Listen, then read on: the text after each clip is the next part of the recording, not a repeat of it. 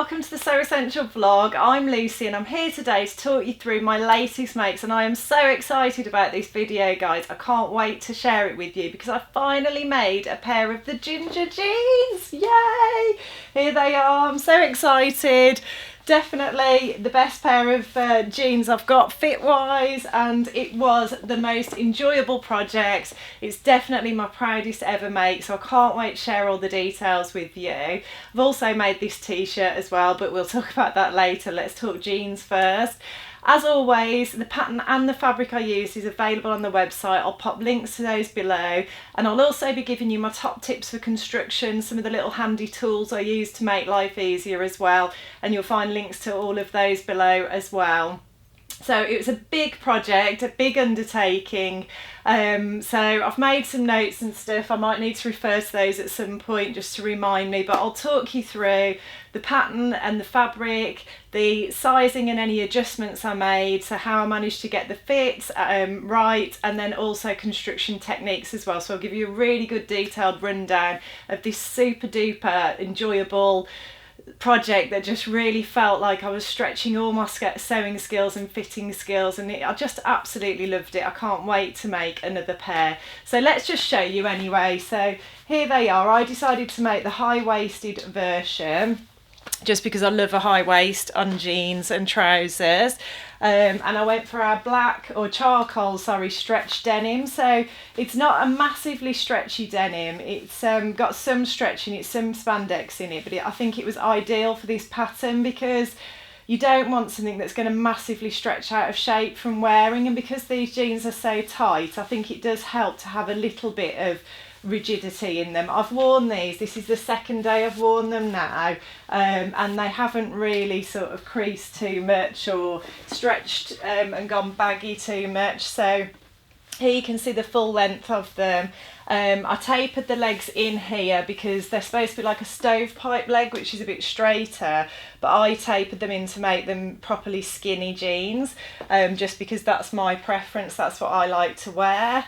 I'll just give you a little close-up of the fly front there. So a bit weird and doing my trousers on a video, but you guys are into sewing, it's okay, we're all friends here. You can see I used some nice cotton lawn for the pocket linings there. Really enjoyed doing the fly front zip, I'll talk to you about that. Lots of lovely top stitching details, got a little coin pocket there. Went for one of the top stitching designs that Heather Lou created templates for on the bum. And yeah, just an absolutely fantastic project all round. So yeah, I'll pop the link to the charcoal denim that I used below. I knew I loved this denim because I've made a skirt in it as well, and it is just really, really nice quality. It sort of seems to wash and wear well as well. And the pattern is the Ginger Jeans by Closet Case, so I'll pop the link to that below as well. So first thing I've got to say about this pattern, there is so much fantastic support and advice and guidance from the team at Closet Case with it. So all the way through the instructions, they make suggestions, and they put links to where you can find additional information to support you with making the jeans. So there's like a really detailed sew along, there's a really detailed ebook all about fitting adjustments that you might want to make. As I said, Heather Lou created 33 back pocket top stitching designs that you can download to create your own design on your jeans. So it's really, really well supported, incredibly encouraging, because all the way through they just say, don't be scared, have a go. You know, they might not be perfect the first time you make them, but you know, it's about enjoying the process as well. Just lovely and informative and friendly and supportive. So that's fantastic. So the way I tackled it is I did followed the instructions, which she suggests do a based fit first of all. So pick your size, base the jeans together and try them on, and see where any issues might be, and then make adjustments and then continue to sew. So I kind of did that.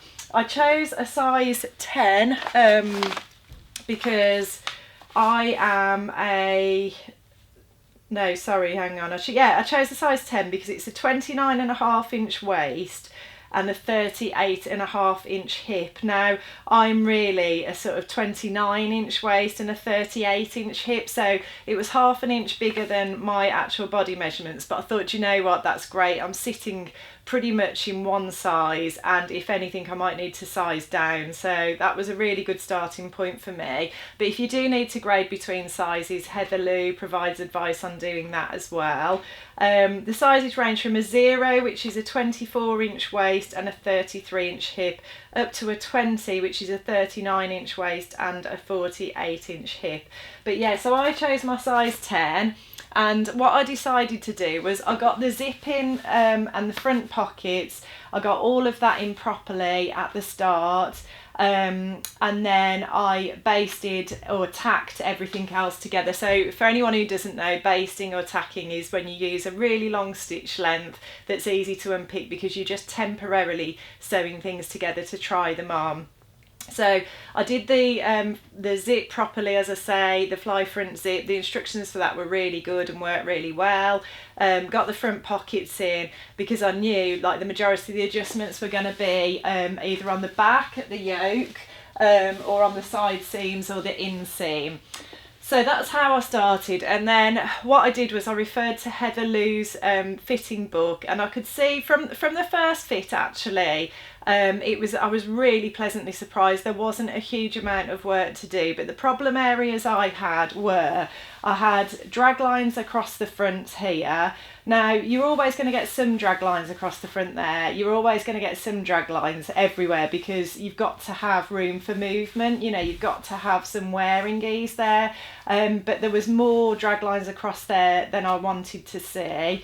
There was also more drag lines across the backs of my thighs than I wanted to see. Now, again, with skinny jeans, you will always have some drag lines across the backs of your thighs because, again, you've got to have that wearing ease. You've got to be able to sit down and move. But I knew there was a bit more there than I wanted. So the adjustments I made to correct those issues, for the drag lines across the back of the thigh, Heather Lou has actually developed the pattern to try and eliminate that as much as possible. But she said if you're still getting them, what it might be is that you've got a low butt, which apparently I've got a low butt. I can live with that, that's fine, because there's an adjustment that helps to correct that. And she said if your butt is lower than the pattern's drafted for, it just means that, yeah, it's pushing, I suppose it's pushing the fabric down, and that's why you're getting those drag lines across the back of your thigh. So she suggested just scooping the back crotch out a bit, and I've shared photos of this on Instagram. I will do an in-depth blog post with all this information as well. But just taking a bit more out of that back crotch seam, and there's an image, a drawing of how to do that. So I tried that. I didn't cut the fabric any smaller initially. I just stitched the stitching line deeper and created a bit more curve at the bottom of the back crotch curve. And then for the front, she suggested it's a flat pubis adjustment. So this is where you're flatter here than is suggested or drafted for the pattern. So that adjustment, she just suggested shortening and perhaps like straightening the crotch seam at the front a bit. Now, because I'd already sewn the zip properly and I'd done the top stitching and everything, which isn't what she recommends. She recommends basting first and not putting the zip in. It was a little bit of a tricky task to do that. I had to unpick my top stitching, and, you know, in hindsight, probably it would have been a good idea well, what I would do next time, I'd still put the zip and the pockets in at the front, but I would just make that adjustment now to the crotch now that I know that I need it. But yeah, you just shorten and straighten the crotch curve at the front slightly, which I did, and that seemed to work really, really well. I think it was only like 1/8 of an inch I adjusted it, a tiny amount, but it made such a big difference. I knew as well that I could see that I really needed to take the yoke in at the back as well. There was quite a lot of gaping at the top there, so I took the yoke in on the next fit, and I also took the side seams in about 1/8 of an inch. I could just tell everything was it fitted nicely, but because they were jeans and they're going to be skinny jeans, and I was going to be, you know, moving around in them, and I know jeans have that tendency to get baggier as the day goes on, I thought I want to get a really sort of tight fit on this. So yeah, I took them in all down the side seams, and then I also tapered the legs as I explained earlier. So I did all of that, I made all my notes, I did it in another based fit, and then I tried them on again. And I should say here, they give you the advice, never try the jeans on without attaching a waistband to them, because you can obviously stretch them out of shape. So I was always, every time I was trying them on, I was tacking a waistband to them before trying them on. And then I could see that that round of fit adjustments had worked really well, had corrected a lot of the problems or improved them. And then I was able to just fine tune that a little bit more. So I took even more out of the back yoke at that point. I also took more out of the side seams from here down to about here, because I'm actually quite narrow there. I always find there's not a lot of difference between my waist and there, so I often find I have to taper things in a bit here. So I tapered them in again there, took more out of the back yoke, and I think I took a little bit more out of the side seams again, just to get that tighter fit. Tried them on again, and then I was confident that all the adjustments I'd made were right, and you know, had improved the fit, and I was ready to sew the real thing then. But one thing I will say, what I decided to do with this project was I set a whole sewing session aside. It was one of the days when the kids were at school. I thought, I am using this Tuesday to fit these jeans, to try them on, unpick them, base them again, make the adjustments. I also made notes of everything as I went along. I was really methodical about it, so I could remember what I'd done when it came to sewing the real thing.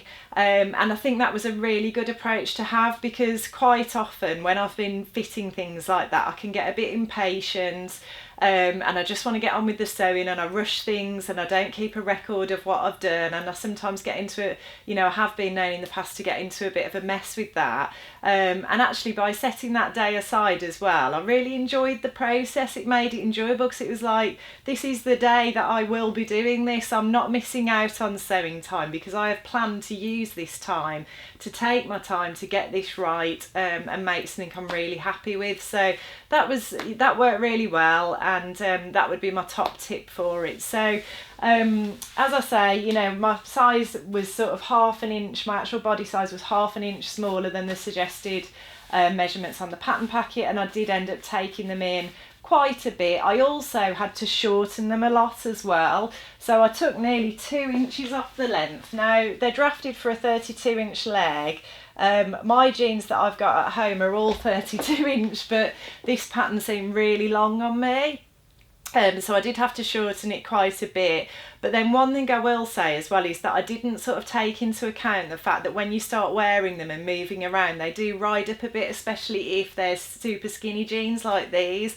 So I think I might have shortened them just a little bit too much, and I thought I'd share that tip with you. But that's easily rectifiable. I can easily unpick them and just let them down a little bit if I decide to. But yeah, I'm super happy with the fit. They honestly feel so comfortable. They are the most comfortable pair of jeans I've got. Yeah, I just absolutely love wearing them. I don't really know what else to say. I'm just so happy.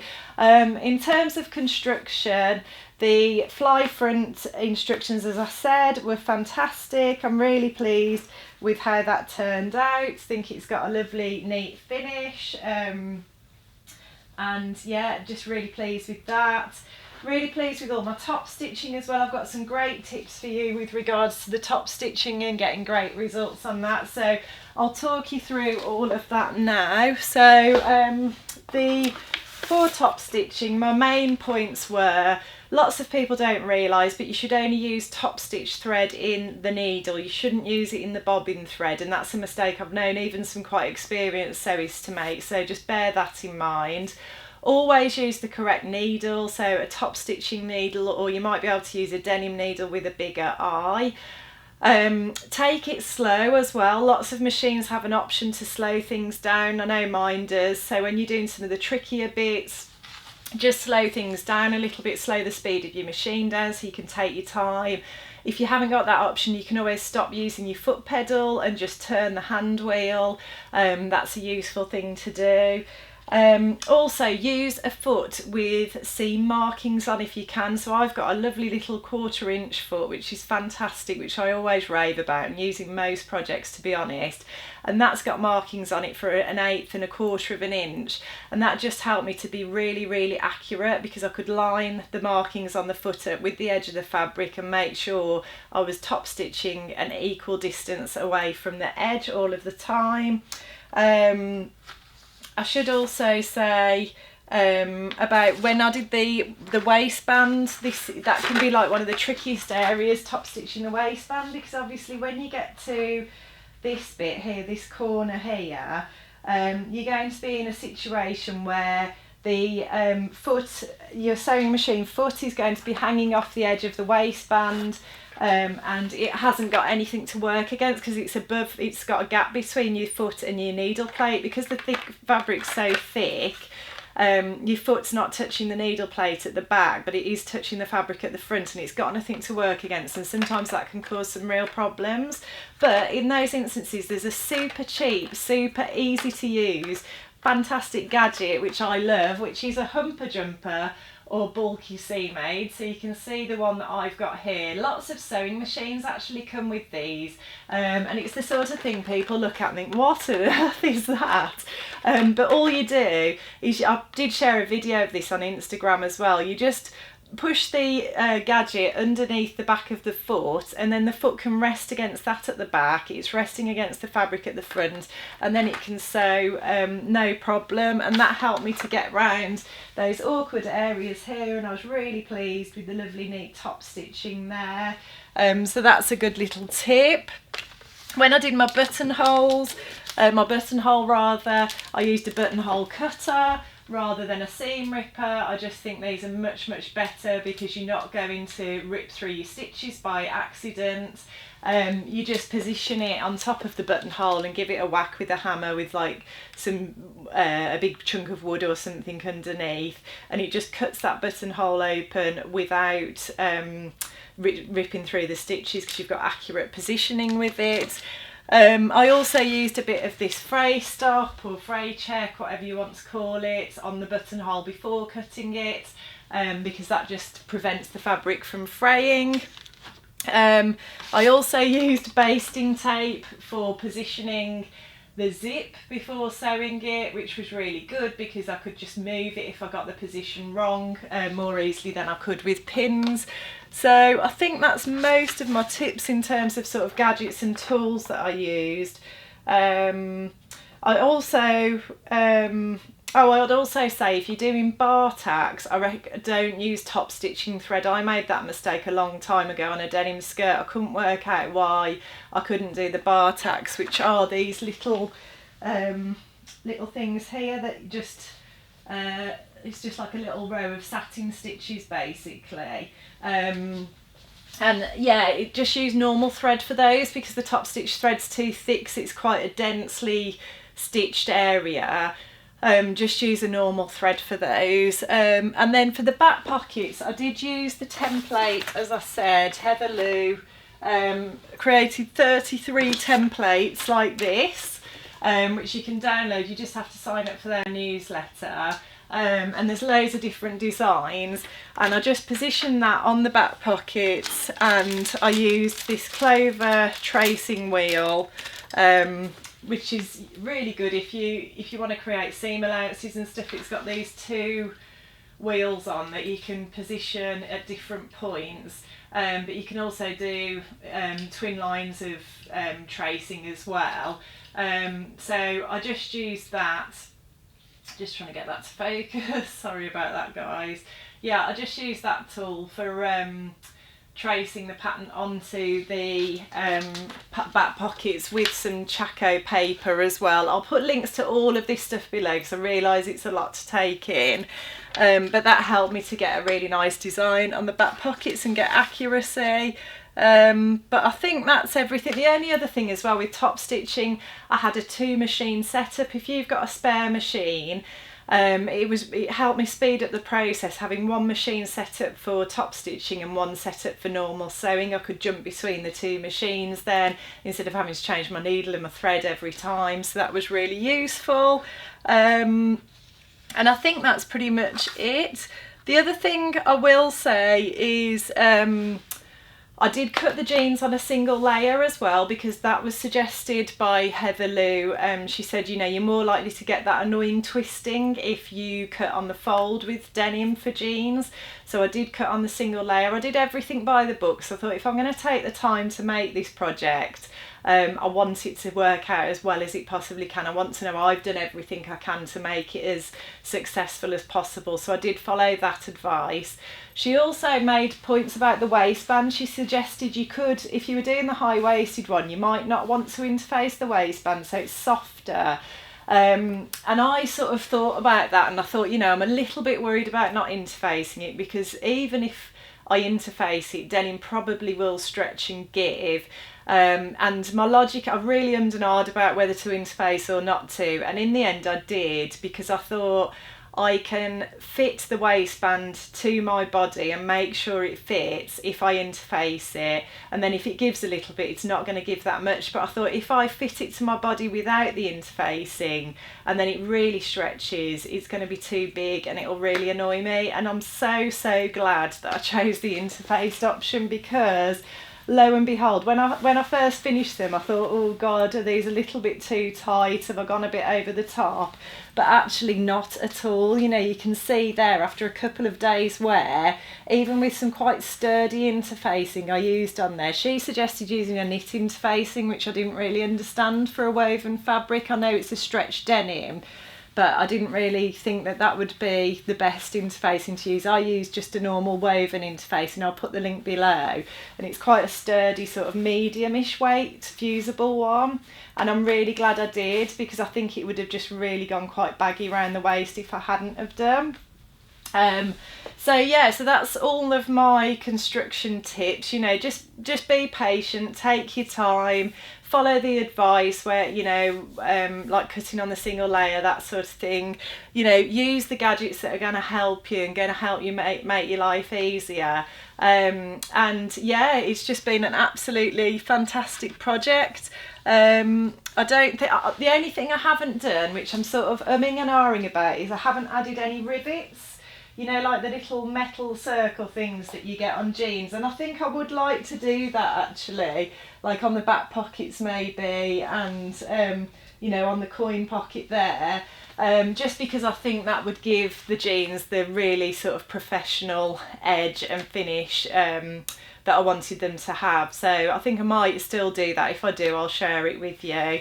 But I feel like I've talked a lot. I feel like I've talked quickly, but I promise I'll put all the links below. I will follow up with a blog post as well. I did share a lot of this information on our Instagram feed as well as I was making the jeans, so have a look on there if you want any more information. But interested to hear your thoughts. You know, pop your comments below.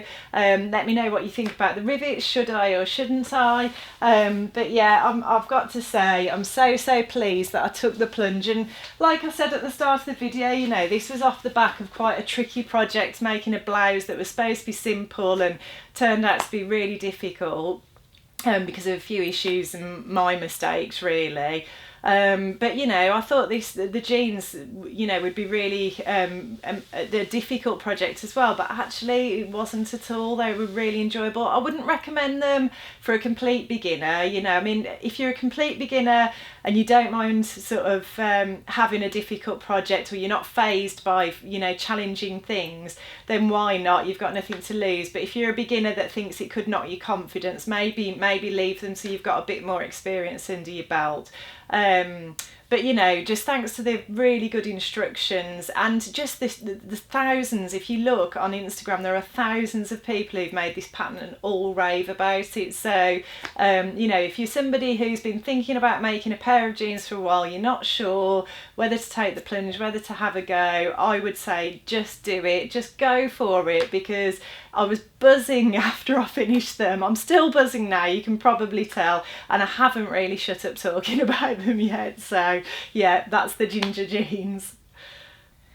And you know, just looking at the time, I've just realised I have talked a lot about these jeans. I think they're worthy of a lot of chat. I was going to talk to you about this simple t-shirt that I've made, but do you know what? I think we'll save that for another day. So, as I mentioned at the start of the video, all the products I talked about, all the handy tools and gadgets I used, the ginger jeans sewing pattern, the denim denim fabric I used, all the like buttons and zips and everything. I'll pop all those links below. So, and you'll find a link to our website below as well. And if you like what you see today, please like and subscribe, and I'll look forward to seeing you next time.